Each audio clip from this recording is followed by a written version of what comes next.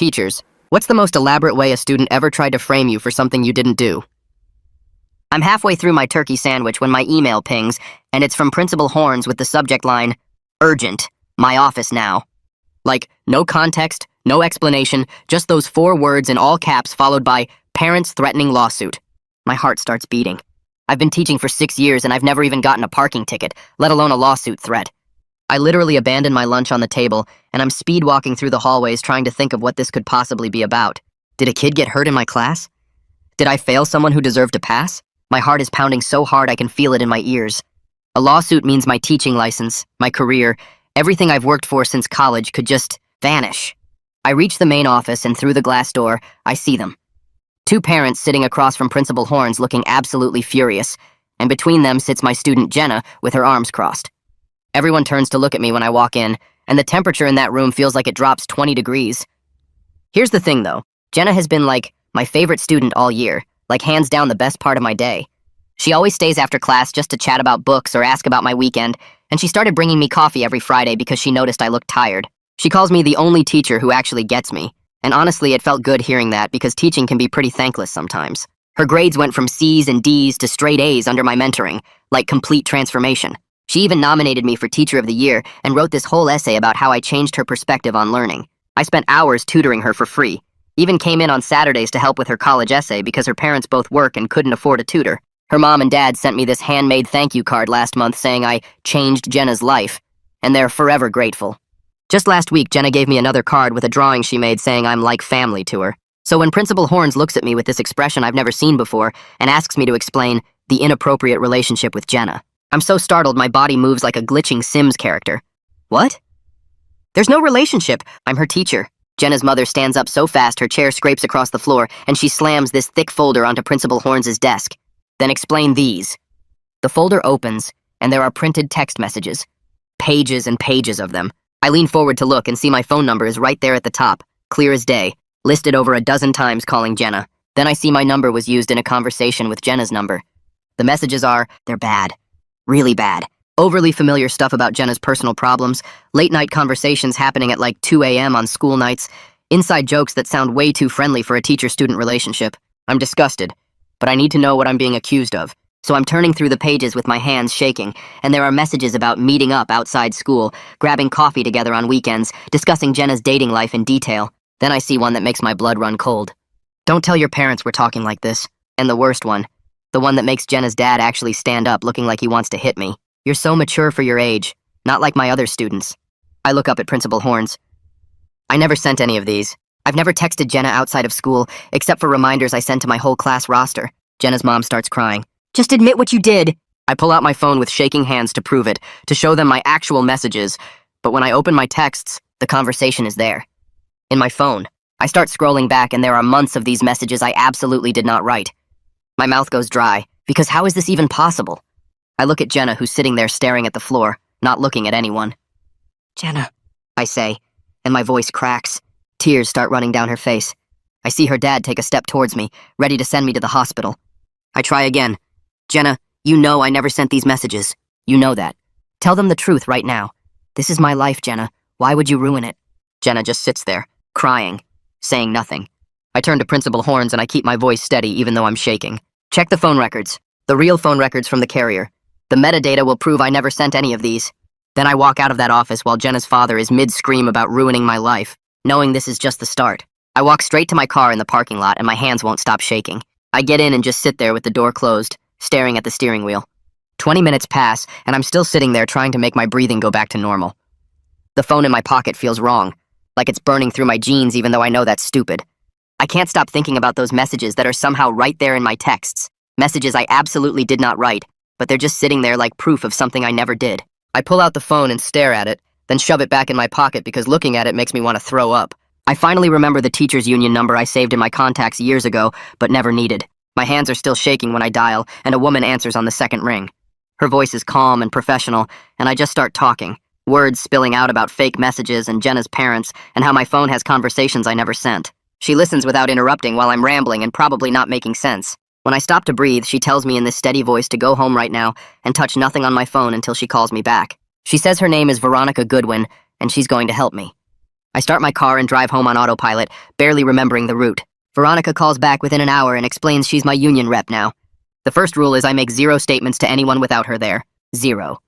She starts asking detailed questions about my relationship with Jenna, and I answer everything. Every coffee she brought me on Fridays, every after-school conversation about books or her college essay, every Saturday tutoring session in the library, the times she stayed late to chat while I graded papers. I hear her taking notes on the other end, the sound of pen on paper, and it makes everything feel more real and more scary.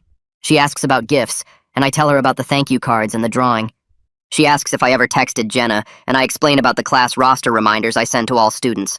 She asks if anyone else had access to my phone, and I say no, but even as I'm saying it, I'm not totally sure. That night I can't sleep, so I'm lying in bed at midnight scrolling through the fake messages again. This sick feeling sits in my stomach, getting worse with every swipe. There are months of conversations here, dozens of exchanges happening at times I know I was asleep or sitting in faculty meetings or teaching class. The tone sounds nothing like how I actually talk to students. I use different words, different phrases. The messages are too casual, too friendly, using slang I don't even know. It's like reading someone else's conversation, except it's my number right there at the top. I start noticing the timestamps cluster around 2 and 3 in the morning on the school nights. That makes no sense because I'm always asleep by 11. I'm a morning person. I go to bed early. Everyone at the school knows that. I screenshot every single message with the timestamps visible, creating my own file of documentation. It makes me feel dirty just looking at them, reading words I never wrote about things I never said. But I keep going, saving every screenshot to a folder on my phone. Around 4 in the morning, I'm still awake, and I remember something that makes me go completely cold. Jenna used to stay after class almost every day, and I'd sometimes leave my phone on my desk while I wrote on the board or helped other students. She brought me coffee every Friday and would stand there chatting while I unlocked my phone to check my calendar or respond to parent emails. I trusted her completely. She was my favorite student. I handed her my unlocked phone once when she asked to call her mom because her phone was dead. How long was she alone with it? 5 minutes? 10? Long enough to do something? My email pings at 6 in the morning, and it's from principal with the subject line about administrative leave. I open it with my heart pounding, and the email is cold and formal. Effective immediately, I'm on paid administrative leave. I need to surrender my classroom keys and school laptop by end of day. There's nothing personal in it. No acknowledgement of the 6 years we've worked together or the friendly conversations at faculty meetings. Just procedures and requirements and formal language that makes me feel like a criminal.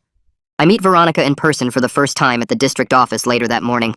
She's this woman in her 50s with short gray hair and sharp eyes behind glasses. She shakes my hand firmly and immediately makes me feel less alone, like someone is actually on my side. We sit in a conference room and she walks me through what happens next. HR investigation that could take weeks. Possible police involvement if the parents push it. Potential license board review that could end my career. She lays it all out in clear terms, and I realize sitting there that this could get so much worse than I even imagined. Veronica gives me clear instructions, and I write them down in my notebook with shaking hands. Preserve my phone exactly as it is. Don't delete anything. Don't add anything. Just leave it alone. Document every interaction I can remember with Jenna going back to the start of the school year. Create a timeline of my typical daily schedule showing when I'm usually asleep or in meetings. And the hardest one, absolutely do not try to contact Jenna or her parents no matter how much I want to explain or defend myself. She says anything I say to them could be used against me later. I take notes on everything because my brain feels like it's short-circuiting and I'm scared I'll forget something important. That night I go through my phone more carefully, looking at settings and accounts and apps I normally never check. I find an old email from Apple buried in my inbox from months ago. The subject line says something about my Apple ID being used to sign in. I open it and read that my Apple ID was used to sign in to messages on a Mac. The date on that email is from last October, right around the time when Jenna started bringing me coffee every Friday. I stare at that date for a long time, my hands going cold, because I don't own a Mac, and I never signed into messages on any computer except my own laptop. I pull up my calendar app and start scrolling back to October, looking for that date on the Apple email. My hands are shaking a little as I swipe through the weeks, and then I find it. Friday, October 13th. Parent-teacher conferences had run late that week, and I remember Jenna stayed after because her mom couldn't make the scheduled time. I'd been rushing around making copies of progress reports for the next batch of parents, and Jenna asked if she could use my phone to call her mom because hers was dead. I unlocked it and handed it to her without even thinking about it. She was my favorite student. I trusted her completely. I left her alone in my classroom with my unlocked phone for maybe 10 minutes while I ran to the copy room down the hall. That's all it would have taken. 10 minutes to get into my settings, write down my Apple ID, set up two-factor authentication on another device. My stomach twists because I gave her everything she needed, and I didn't even realize it. I check the time and it's almost 10 p.m., but I call Veronica anyway because this feels too important to wait until morning. She answers on the third ring, and I start talking fast, explaining about the Apple email and the date and Jenna borrowing my phone. Veronica's voice gets this edge of excitement I haven't heard before, and she cuts me off mid-sentence to say this could be exactly what we need. She tells me she's going to connect me with a digital forensics expert first thing tomorrow morning, someone who can examine my phone and document everything properly. She makes me promise not to do anything else with my phone tonight, just leave it alone and get some sleep if I can. I agree, even though I know there's no way I'm sleeping. After we hang up, I just sit there on my couch, staring at my phone like it's evidence in a crime scene, which I guess it kind of is. The next morning, I meet Ahmed at a coffee shop downtown that Veronica recommended because it's quiet and has good Wi-Fi. He's younger than I expected, maybe early 30s, wearing jeans and a hoodie like he just rolled out of bed. But the second I show him my phone, his whole expression changes, and he gets this laser focus that makes me feel like I'm in good hands. He asks me to walk him through everything while he takes notes on his laptop, and I explain about the fake messages and the Apple email, and my theory about Jenna getting access. Ahmed nods along and then explains in terms I can actually understand that if someone got my Apple ID login information, they could set up messages on a Mac or iPad and any texts they sent would show up as coming from my number. The messages would sync to my phone automatically through iCloud, and I'd never know unless I was specifically looking for another device on my account. Ahmed takes my phone and connects it to his laptop with a cable, explaining that he needs to do a complete forensic backup right now before anyone can claim I deleted anything or changed anything. He's talking while he works, showing me how to navigate to my Apple ID settings and check what devices are connected. I watch over his shoulder as he scrolls through the list, and there it is, a device listed as Mac that I've never owned or used. My heart starts beating faster because this is actual proof that someone else was accessing my account. Ahmed screenshots everything, the device name, the serial number, the last activity date. Then he shows me the timestamp on the unknown Mac. Last activity was 2:47 a.m. 3 days ago. I pull up the folder of fake messages on my phone and scroll to that exact time, and there's a message to Jenna sent at 2:47 a.m. The timing matches perfectly. Ahmed explains this proves someone else was accessing my messages, but we'll need more evidence to show it wasn't just me using a different device. He says anyone could argue I bought a Mac and used it myself. Ahmed suggests checking with my phone carrier to get records of actual SMS texts versus iMessages, since the fake conversations all went through iMessage according to what I showed him. He explains that SMS texts go through the cellular network and leave different records than iMessages, which go through Apple's servers. If we can show that I sent 0 SMS texts to Jenna's number, it supports the theory that someone was using my Apple ID to send iMessages from another device.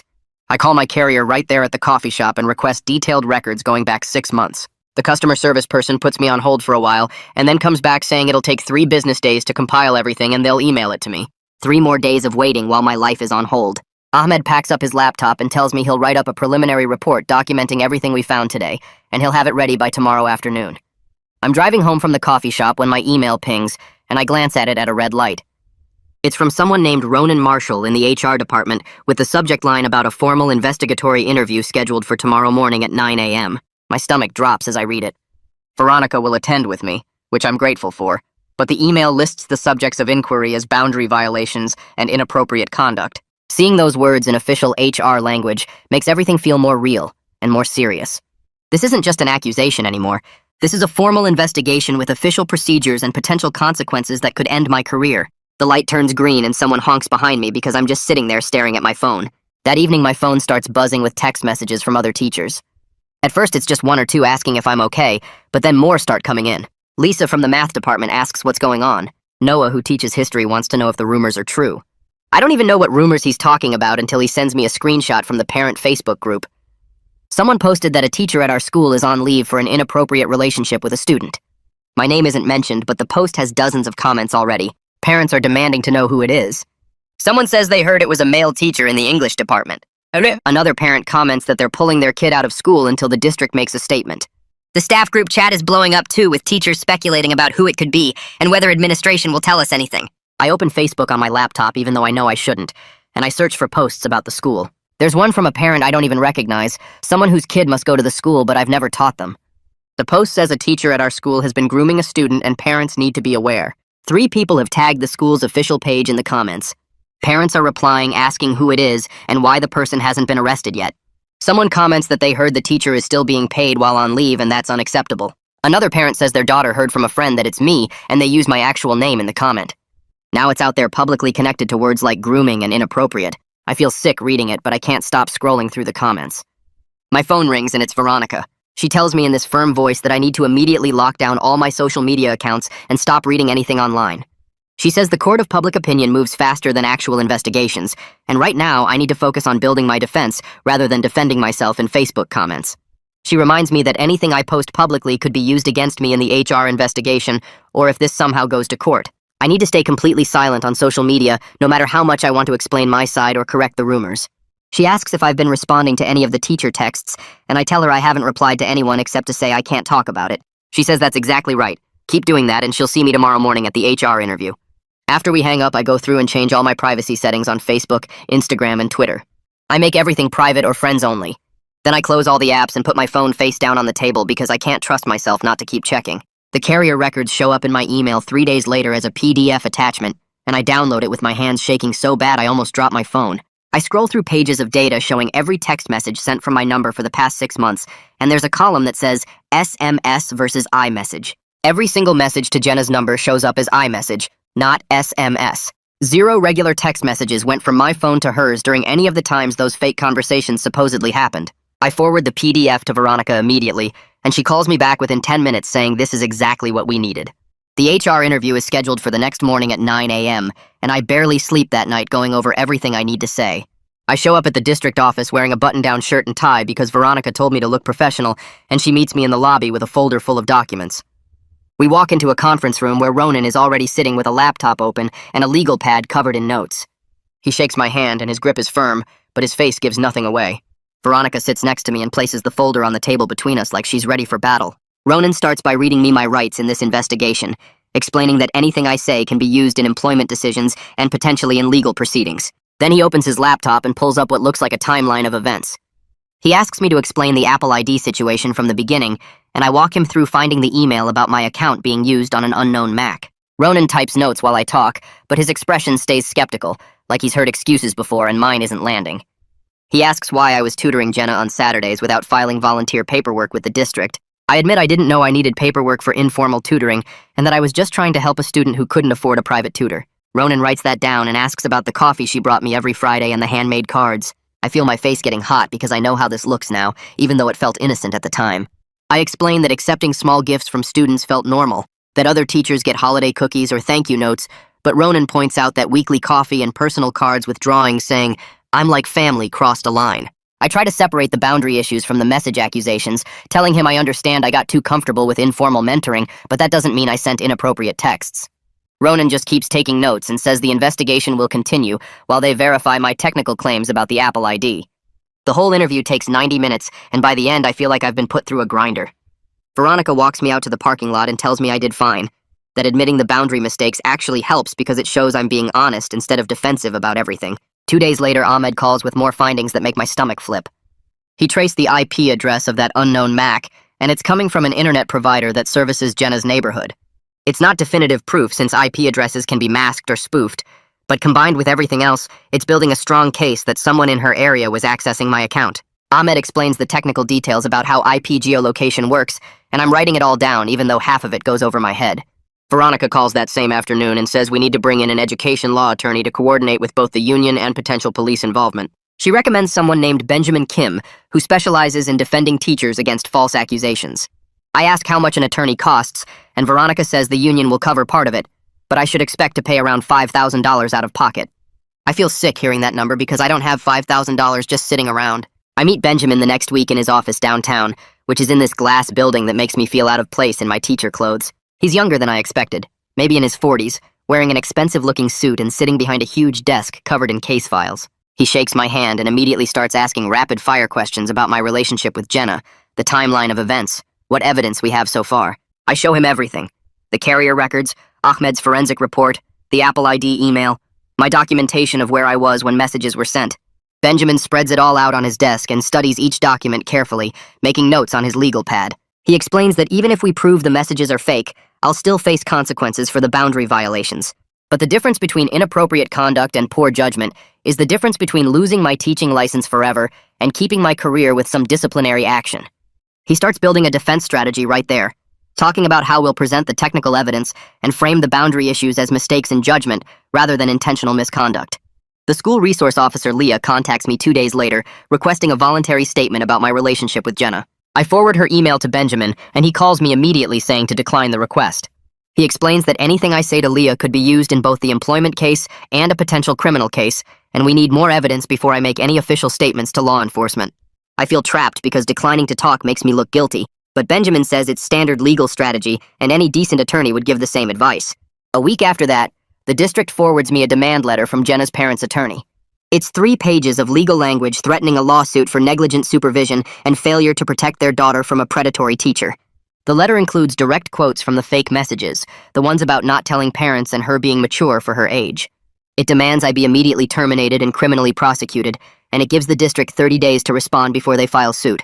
Reading those words makes me feel like I'm going to throw up, because this is my life they're destroying with lies. The next blow comes in an email from the district's HR department saying I'm being removed from my role as academic decathlon club advisor, effective immediately. I was getting a $3,000 annual stipend for running that club, which doesn't sound like much, but it's money I was counting on for rent and bills. The email says they can't have me in any student-facing role even unofficially while under investigation. My finances are already tight from the attorney fees, and now I'm losing income on top of it. Late one night when I can't sleep, I'm going through my memory of every single interaction with Jenna, trying to figure out how this happened. I remember a day back in October when she asked to borrow my phone to call her mom because hers was dead. I'd unlocked it and handed it to her without thinking twice, then got pulled into a conversation with another student about their late assignment. Jenna had my phone for maybe 5 minutes while I was distracted. She could have easily gone into my settings, grabbed my Apple ID information, written down my 2-factor authentication code if one popped up. The timing matches exactly with that Apple email about my account being used on a Mac. I call Veronica first thing the next morning and tell her about this memory, and she says to write down every detail I can remember about that day while it's fresh. I send Veronica the detailed write-up that same night, and she responds within an hour saying this is exactly the kind of specific memory we need. 2 days later, the district IT department sends over access logs for my school laptop showing every single time it was turned on and connected to the network over the past 6 months. I scroll through the spreadsheet, and every login is during school hours between 7 a.m. and 4 p.m., always from the school's IP address, never from home or any off-site location. There's not a single login at 2 a.m. or 3 a.m. when those fake messages were being sent. It's not proof by itself since the messages went through my phone and Apple account, not the laptop, but it backs up my claim that I wasn't awake and active on my devices during those late-night hours. I forward the logs to Benjamin and Ahmed immediately. 3 days after that, I'm lying on my couch in the middle of the afternoon because I have nothing else to do on paid leave, and my phone buzzes with an Instagram notification. It's a message request from an account with no profile picture, and the username is just random letters and numbers. The message says Jenna told me things got out of hand and she doesn't know how to stop it now. My heart starts racing and I want to respond immediately to ask who this is and what exactly Jenna said, but I remember Veronica's instructions about not making any contact without running it past Benjamin first. I screenshot the message and send it to Benjamin with shaking hands. He calls me back in less than 5 minutes asking if I responded, and I tell him no, I didn't touch it. He sounds relieved and tells me to leave the account on read. Don't block it, don't respond, just let it sit there. He's going to try to figure out who owns the account. Benjamin calls back the next morning saying the Instagram account belongs to Marissa Powell, one of Jenna's close friends from the school. He tracked it down through some kind of legal process I don't fully understand involving Instagram's parent company. Benjamin asks if I know Marissa, and I tell him I've had her in class before. She's quiet, never caused any problems, but I don't know her well. Benjamin says he's going to contact Marissa's parents through proper legal channels and see if she's willing to provide a statement about what Jenna told her.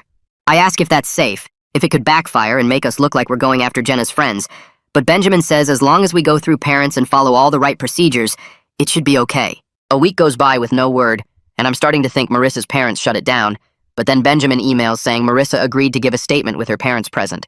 He attaches a copy, and I read it sitting at my kitchen table. Marissa says Jenna was really upset back in September when I hadn't written her college recommendation letter as quickly as she wanted. Marissa says Jenna's parents were fighting a lot at home, talking about separation, and Jenna felt like I was the only stable adult who actually cared about her. The statement describes how Jenna would talk about our tutoring sessions constantly, how she felt like I understood her better than her own parents, how she started to depend on our conversations to get through her day. It's not a confession that Jenna faked the messages, but it gives context for why she might have done something this extreme. Benjamin calls after I've had time to read it and explains that Marissa provided more details in a follow-up. Marissa says Jenna felt abandoned when I had to cancel 2 Saturday tutoring sessions in a row because of family emergencies on my end. That was back in early October, right around the time of that Apple ID email. Marissa's statement says that's when Jenna started talking about making me see how much I meant to her, about showing me that I couldn't just drop her like everyone else in her life had. Marissa didn't understand what Jenna meant at the time and thought she was just being dramatic about the canceled tutoring. Reading this makes me feel sick because I remember those cancellations. I remember feeling guilty about letting Jenna down, but I had legitimate family stuff I had to handle. I never imagined she'd take it this hard or that it would lead to this. Benjamin warns me the next day that we need to be really careful with how we use Marissa's statement. He says it could look like we're attacking or intimidating a minor, trying to paint Jenna as mentally unstable or manipulative. We're going to share Marissa's information with HR and investigators only as context, not to publicly discredit Jenna or make her look bad. The goal is to show investigators that Jenna had a possible motive based on her emotional state and the timeline of events, not to destroy a teenager's reputation. I agree, because even though I'm furious at what Jenna did to me, she's still a kid, and I don't want to hurt her more than this situation already has. Ronan sends an email a few days later saying the investigation is being paused pending the police department's review. He explains that criminal matters take precedence over employment issues, and HR has to wait for law enforcement to finish before they can proceed with their own conclusions. I'm stuck in limbo on paid leave, which sounds better than it is, because I'm going completely stir-crazy at home. I can't go to the school, can't see my students, can't do the job I've spent 6 years building a career around. Meanwhile, my reputation is getting destroyed online, with parents posting about the investigation and speculating about what I did. I check the school's Facebook page against my better judgment and see parents demanding answers, calling for my immediate termination, saying their kids aren't safe. My name still isn't officially public, but enough people know that it's only a matter of time before someone posts it directly. Then the anonymous tips start coming into the school. Leah contacts Benjamin saying they've received multiple calls and emails claiming there are other victims, that I have a pattern of inappropriate behavior with female students going back years. Benjamin requests details on these tips, and Leah says they're investigating each one, but so far none have produced any actual complainants or evidence. The tips are vague, saying things like other students have complained or there are rumors, but when investigators follow up, there's nobody willing to make an actual statement. It feels like people are piling on now that I'm vulnerable, making up stories or exaggerating normal teacher-student interactions to make themselves part of the drama. Every new tip sends Benjamin and Veronica scrambling to defend against claims that don't even have names attached. Ahmed finally completes his full forensic report after 3 weeks of analysis. The report is 40 pages long with technical details I barely understand, but the conclusion is clear. Messages were sent from a Mac computer using my Apple ID during specific times when my phone's location data shows I was either at the school in meetings with other teachers present or at home asleep based on my phone's movement patterns and screen activity. The report includes detailed explanations of how iMessage syncing works, how someone with brief access to an unlocked phone could have obtained Apple ID credentials, and two-factor codes, and how they could have set up a Mac to send and receive messages that would appear to come from my number. Ahmed includes screenshots of the device list showing the unknown Mac, the IP address data pointing to Jenna's neighborhood, and the timeline of when that Mac was first added to my account in October. Veronica takes Ahmed's report and formally submits it to HR with a request that it be included in my personnel file. She's building a paper trail showing that we've been cooperative and transparent throughout the investigation, that we've provided extensive technical evidence supporting my claims, and that we've followed every proper procedure. She tells me this documentation will matter if this goes to a formal hearing or if the union needs to defend me against termination. The paper trail shows we took this seriously from day one and didn't just deny everything without backing it up. My colleagues start reaching out privately over the next week. Apparently, Ronan has been interviewing teachers who had Jenna in their classes or who observed my interactions with her. 3 different teachers messaged me saying they told Ronan they noticed Jenna was overly familiar with me, that she brought me gifts constantly, stayed after class every single day, and talked about me to other students in ways that seemed inappropriate. One teacher, Mrs. Anderson, who teaches English, tells me she actually pulled Jenna aside once and warned her about maintaining appropriate boundaries with teachers. Mrs. Anderson says she noticed Jenna was treating me more like a friend or older boyfriend than a teacher, and it made her uncomfortable. She told Jenna that bringing coffee and gifts every week wasn't normal student behavior and that she needed to back off a little. According to Mrs. Anderson, Jenna got defensive and said I was the only teacher who really understood her and that other teachers were just jealous of their relationship. Reading these messages from colleagues makes me feel validated but also guilty because I should have noticed these warning signs myself and shut it down earlier. That weekend, I spread every calendar, planner, and attendance record I own across my kitchen table and start building a timeline. I go month by month, writing down every single class period, faculty meeting, parent conference, and tutoring session from September through March. For each day when fake messages were sent, I document exactly where I was, and I pull up old emails and texts to other teachers to prove it. Like there's a message sent to Jenna at 2:14 a.m. on a Tuesday in November, and my calendar shows I had an 8 a.m. department meeting the next morning that I led, with notes I prepared the night before at 9 p.m. I find a photo I posted on social media at 10:30 p.m. that night, showing my cat asleep on my lap while I graded papers. I'm building proof that I was home, asleep, living my normal, boring life while someone else was using my Apple ID to send those messages. The timeline takes me 3 full days to complete, and by Sunday night, I have a 40-page document with timestamps, locations, and witnesses for almost every hour of the past 6 months. I send it to Benjamin and Veronica, and Benjamin calls me back within an hour saying this is exactly what we need. Benjamin files preservation letters with Jenna's parents' attorney on Monday morning. The letters demand that they preserve all of Jenna's devices, her cloud storage accounts, any computers in their home, and all internet router logs. He's creating a legal record that if they delete anything now, it'll look like destroying evidence. The letter explains we have technical proof that messages were sent from a Mac computer in their neighborhood, and we're prepared to subpoena device records to prove which specific computer was used. Benjamin tells me this is a strategic move because even if we never actually get access to Jenna's devices, the preservation letter puts pressure on them and shows we're serious about fighting this. He's building the foundation for potentially proving exactly how she did it, and the letter makes clear we're not just going to accept these accusations without a real fight. 2 days later, Marissa reaches out again through her parents, who contact Benjamin directly. She sends a screenshot she saved from a group chat back in January, weeks before the accusations started. In the screenshot, Jenna is talking to friends about me, and the messages say things like, "I'm going to make him see me differently," and "he needs to understand how much I need him." There's another message where Jenna says, "He's the only one who gets me, and I can't just be another student to him." The screenshot isn't proof that Jenna faked the messages, but it shows her mindset was getting unhealthy way before any of this blew up. It shows she was thinking about me in ways that went beyond a normal student-teacher relationship, and she was actively planning to change how I saw her. Benjamin saves the screenshot and adds it to our evidence file, and I feel this weird mix of validation and guilt, because this proves Jenna was fixated on me. But I still missed all the warning signs. Benjamin and Veronica have a long phone call that night about whether to use Marissa's screenshot. Veronica is worried it'll look like we're trying to paint a 16-year-old girl as manipulative or mentally unstable, which could backfire and make people sympathize with Jenna even more. Benjamin argues the screenshot provides important context about Jenna's state of mind and her intentions toward me. They go back and forth for over an hour, and finally they decide to share it only with HR and the investigators as background context. We won't leak it publicly, we won't show it to the media if they come asking, and we won't use it to attack Jenna's character. It's just context to help investigators understand the full picture of what was happening in the months before the accusations. Benjamin sends it to Ronan with a cover letter explaining we're providing it confidentially as part of the investigation, not as a weapon against a minor. 3 days later, Ronan emails me directly with Benjamin and Veronica copied. The email says he's scheduling what he calls a Loudermill hearing for next week. It's a pre-disciplinary meeting where I'll have a chance to respond to all the evidence before any final employment decision gets made. Benjamin calls me right after the email comes through and explains this is actually a good sign. It means the district is following proper procedures instead of just firing me on the spot. The Loudermill hearing is my chance to present my side, show all the technical evidence, and explain what really happened. Benjamin says we'll prepare carefully and bring everything we have, including Ahmed's forensic report, the carrier records, my timeline, and all the documentation showing someone else accessed my Apple ID.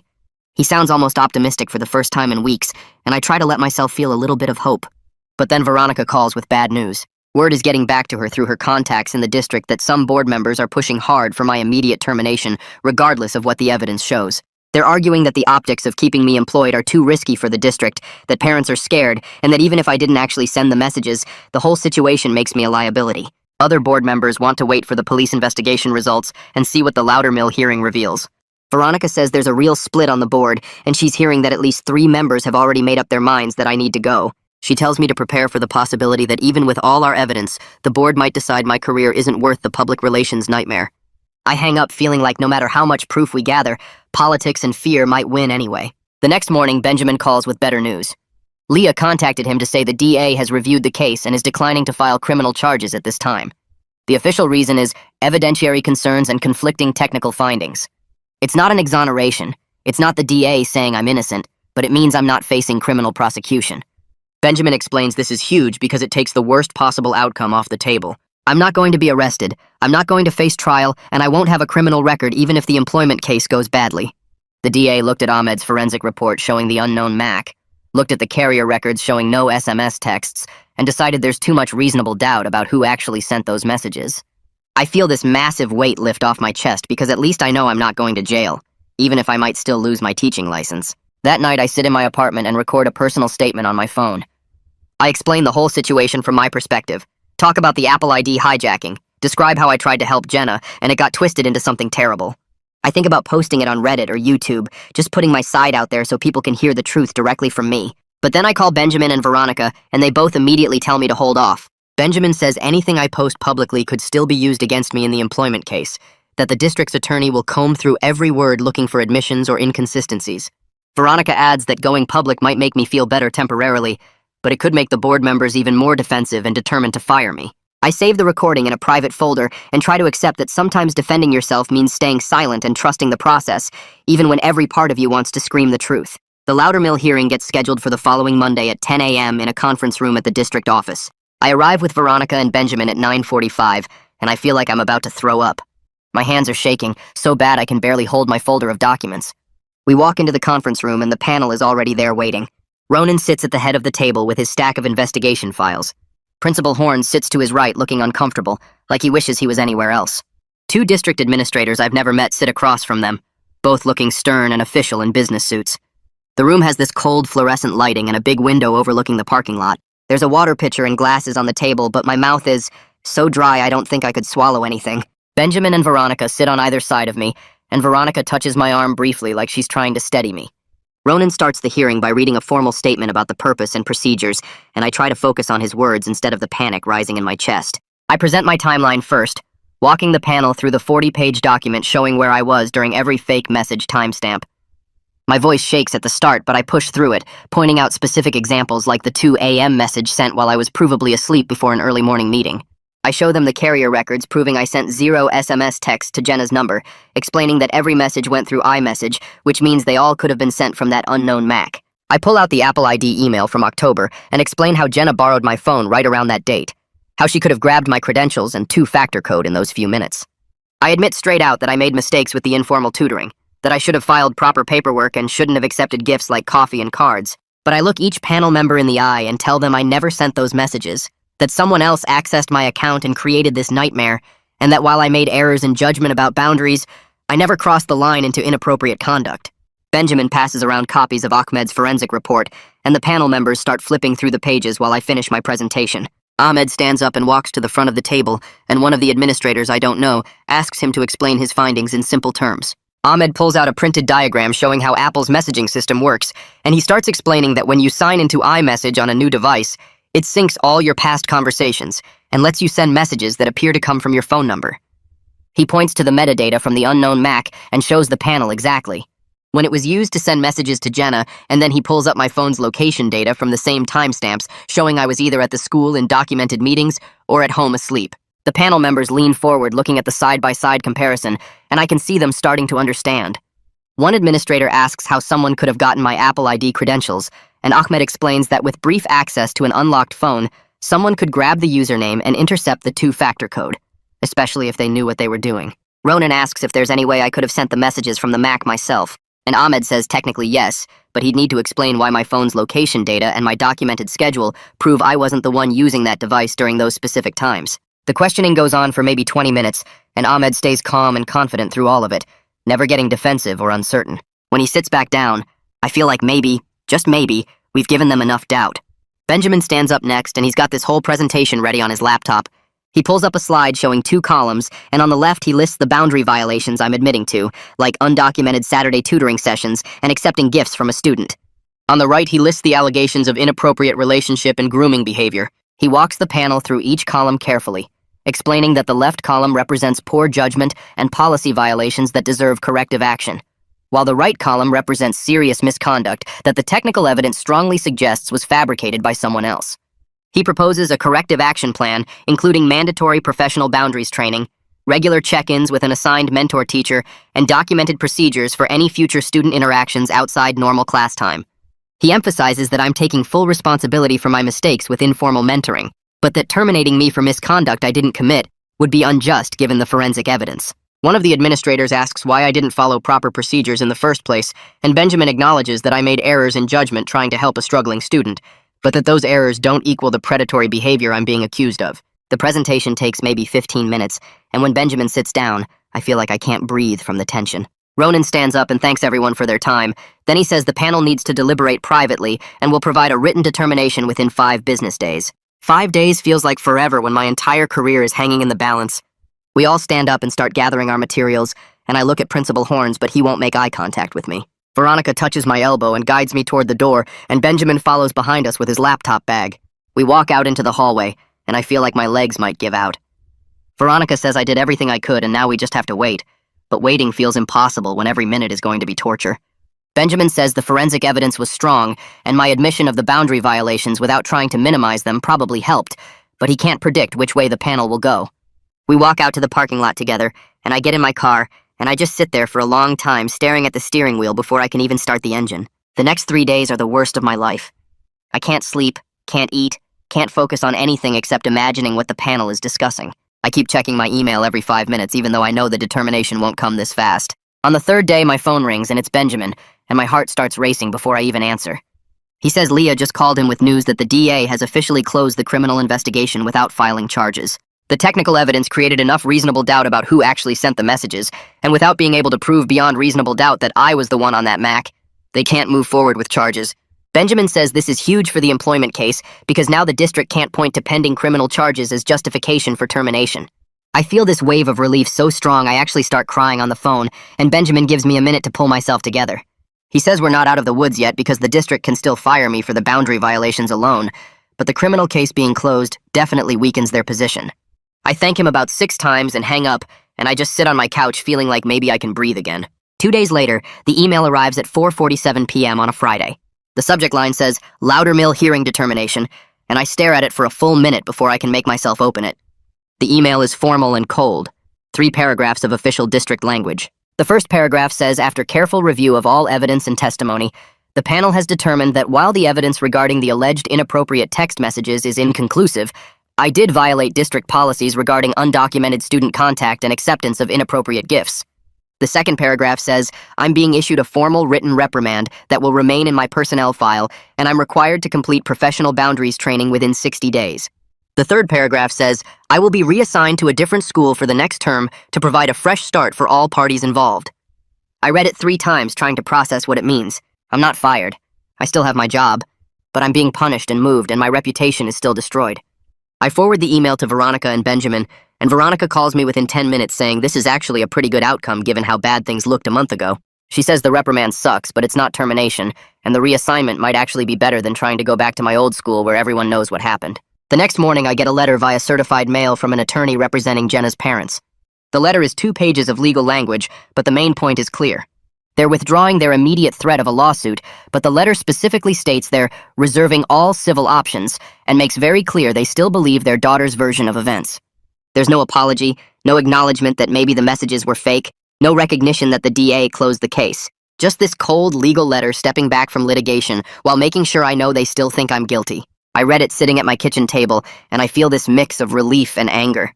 Relief that I'm not facing a lawsuit right now, anger that they can't even consider the possibility that their daughter lied. I put the letter in the folder with all my other documentation and try to move forward.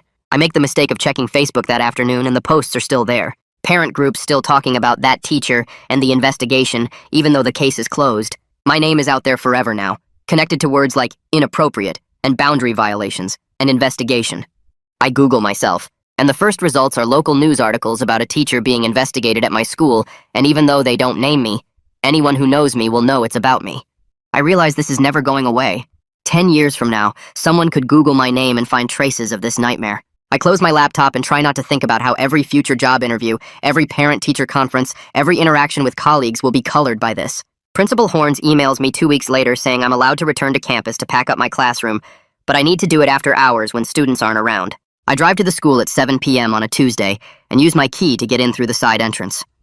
The hallways are empty and dark except for the emergency lights, and my footsteps echo on the tile floors.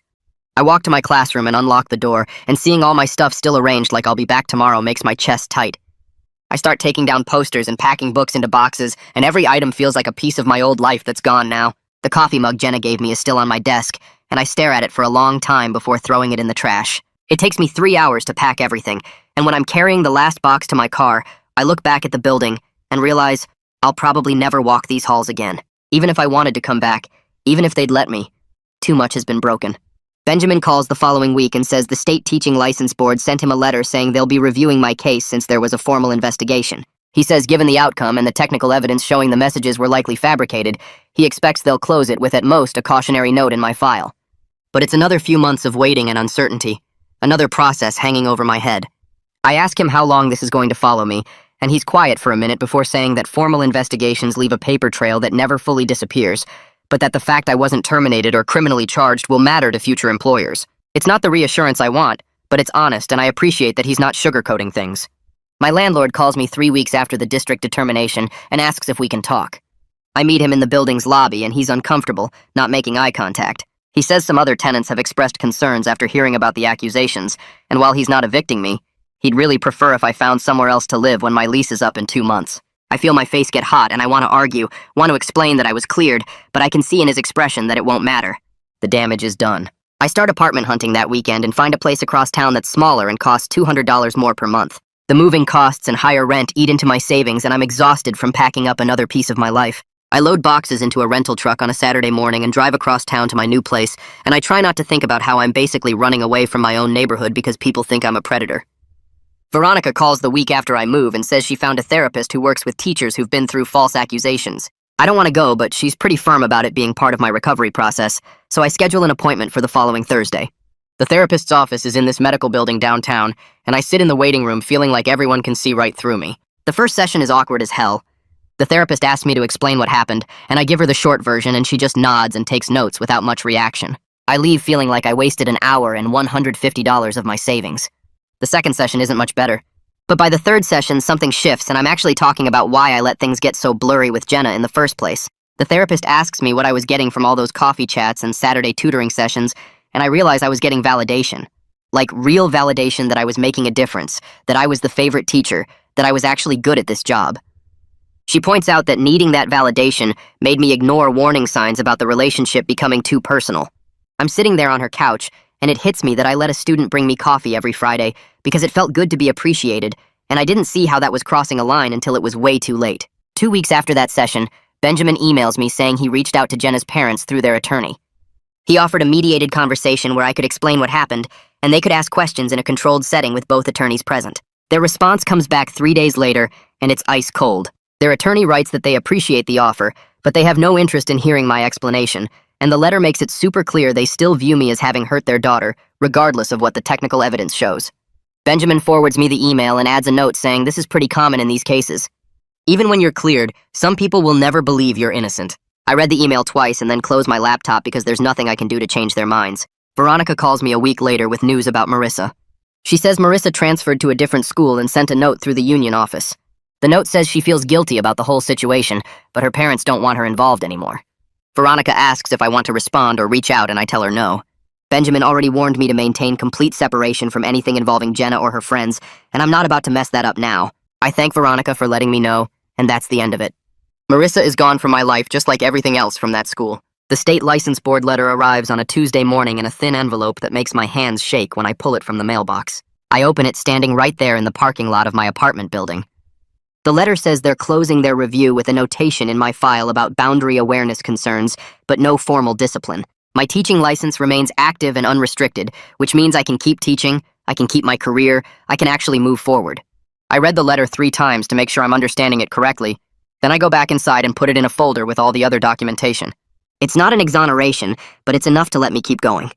My first day at the new school assignment happens 3 weeks later, and I'm so nervous I almost throw up in the parking lot. I keep thinking the staff knows about the investigation, that parents have Googled me, that I'm going to walk in and face whispers and suspicious looks all over again. But the principal greets me in the main office, and she's professional and welcoming. She shows me to my new classroom and introduces me to the teachers in the rooms next to mine. They're polite if a bit reserved, and I can't tell if they know anything or if this is just normal new teacher treatment. One teacher brings me a spare stapler, and another one tells me where the good coffee machine is hidden. I spend the day setting up my classroom and trying not to compare it to the room I had to pack up in the dark 3 months ago. I implement strict new policies for myself starting day 1. All student communication happens through official school email only, no exceptions. Tutoring sessions are documented in writing and happen only in the library with other people present. I keep my classroom door open during any one-on-one conversations, even if it's just a quick question after class. I never accept gifts from students, not even a stick of gum or a piece of candy. If a student tries to give me something, I thank them and suggest they give it to the school office for the teacher appreciation basket instead. The boundaries feel excessive and paranoid at first. Like I'm building walls between myself and my students, like I'm being cold and distant when I should be warm and approachable. But gradually I realize these structures actually make me feel safer and more confident. I know I'm protected if anyone ever tries to manipulate the relationship again, and that peace of mind is worth being less accessible. 3 months into the new assignment, I get another letter from the license board. This one officially closes my case with no further action required. I keep the letter in a folder with all the other documentation from the investigation. Carrier records showing I never sent those texts, Forensic reports proving someone else accessed my Apple ID. Hearing transcripts from the Loudermill. The district's determination letter. Everything is in that folder just in case I ever need to defend myself again. Just in case someone tries to bring this up years from now. Just in case the nightmare starts over. I write out the whole story in a private document one Saturday afternoon when I can't stop thinking about it. Every detail from the lunch interruption to the final license board letter. I type for 3 hours straight, and when I'm done, it's 15 pages long. Part of me wants to post it anonymously online to warn other teachers, to tell them to be careful, to explain how easily this can happen to anyone. But Benjamin advises against it when I mention the idea. He says even anonymous posts could be traced back and used against me if Jenna's parents ever do file a civil suit. So the document stays private, saved on my laptop in a password-protected folder that only I can access. 6 months after everything started, I'm chaperoning a district-wide academic competition at the convention center downtown when I spot her across the main hall. Jenna is standing with her new school's team, wearing their colors and holding a binder, laughing at something another student just said. She doesn't see me because I'm behind a registration table helping check teams in, and I freeze for a second just watching her look so normal and happy. Part of me feels this hot anger bubbling up because she almost destroyed my entire life. Cost me thousands in legal fees, made me move apartments, and put me through 6 months of pure hell. But another part of me just feels sad for whatever was going on in her head that made her think framing me was somehow a solution to whatever she was dealing with. I don't approach her or try to make contact. I just turn back to my clipboard and keep checking in teams, and eventually her group moves to their competition room, and I don't see her again that day. I'm still teaching and my license is intact, which means I survived this whole nightmare, but I'm different now in ways that are both good and bad. I'm way more careful and professional with every single student interaction. I document everything. I never meet with students alone, and I keep my classroom door open during any one-on-one conversations. The boundaries feel safer, but they also feel like walls, and I've lost some of the warmth and openness that made me good at connecting with students in the first place. Kids don't stay after class to chat anymore because I'm polite but distant, and I don't get nominated for Teacher of the Year or receive handmade cards. The career I worked 6 years to build is still here. I still have my license and my job, but it's altered in ways I'm still learning to accept. I'm a teacher who survived being framed, but I'm also a teacher who learned that being too open and too trusting can cost you everything.